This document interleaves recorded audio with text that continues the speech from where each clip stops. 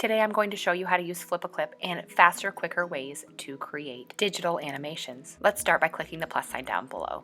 I'm going to hit the plus sign at the bottom. This one I'm going to call, it Rabbit. Now, what I can do is I can change my background, kind of flag that can give you different backgrounds here. You can do the paint bucket that Miss Bloomberg taught you before, where you just change the color of the background. You can take a picture of something, like you can take the picture of a classroom, or if I want to get into my photo library and I want to access maybe a piece of artwork that I created or a photo that I've taken from my house, I'm going to use this one. And then what it's going to have me do is play around with how I want it to fit in the frame. When I'm done, I hit done. Now, the other thing that I can do is I can click frames per second.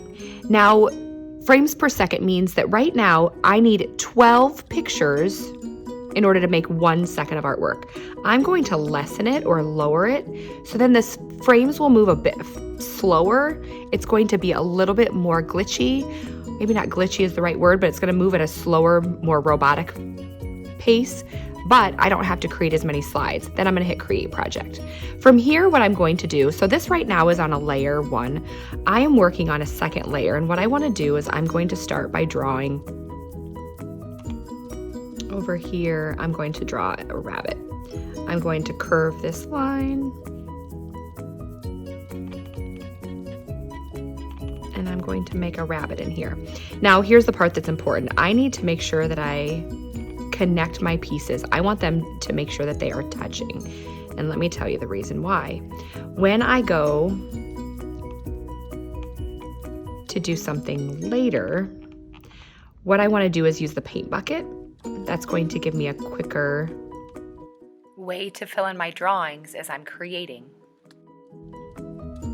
I'm now going to switch. I'm going to hit this back tool.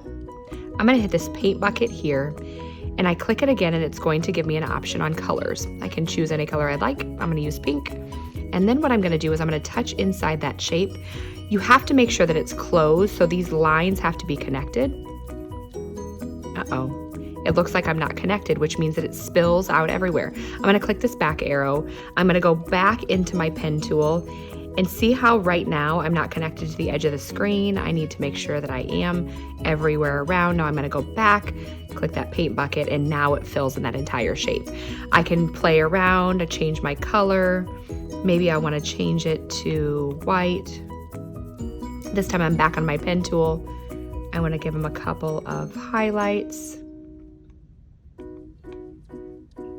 And here's how I look so far on frame 1. Now I want to copy this exact frame. I don't want to have to redraw the rabbit that I just did. So what I'm going to do is I'm going to hit the plus sign, but I'm going to hold it down until it pops up this screen.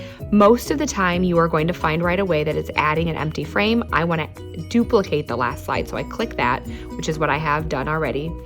And then I hit the plus sign, and look, 1 and 2 are the exact same. Now, 1 looks like this, 2 looks like this, but what I want to do is I want to move one of the ears ever so slightly. So I'm going to click this back arrow, and I'm going to use the lasso tool. The lasso tool, kind of like at a rodeo. I'm going to click on that, and what I want to do is I want to move this ear back into place. So I'm going to zoom in real close. I'm going to zoom in real close, and I'm going to draw around, getting right in there until it connects. Now what that allows me to do, maybe I need to go in.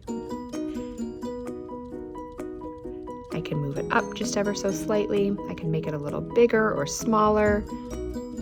But then what this has done, even just from adding 1 frame, I can click the play and it just moves it back and forth. So if I want to click here, I want to hit the plus sign again. What I want to do is maybe this time I want to keep that ear right there, but this time I'm going to change the color, and I want to make it so it looks like a winking eye, but I can't find that color again. So if I go into the paint bucket, I'm going to have to search for that again. So what I'm going to do instead is I'm going to hit this. I'm going to click right now. This is my color.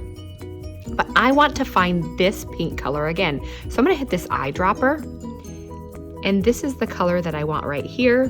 Right now it's selected now. So again, I hit this dropper, click there.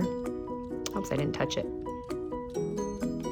I select the color I want. Now what I can do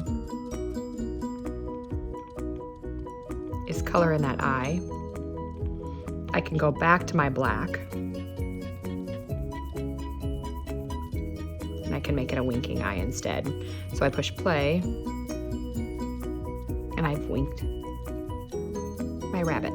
So today you've learned the lasso tool, and you've learned the paint bucket tool, and that will add in more details as well as adding and duplicating your slides.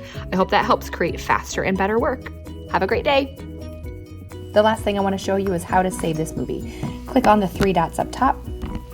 I'm going to click Make Movie. When it pops up, I need to make sure, do I want to rename it? I also here, I want to click Make Movie again. It gives it a second, and I just want to save it to my photos. From there, I'm going to be able to find it in my Photos camera roll. So I'm going to click over here, and there I have it.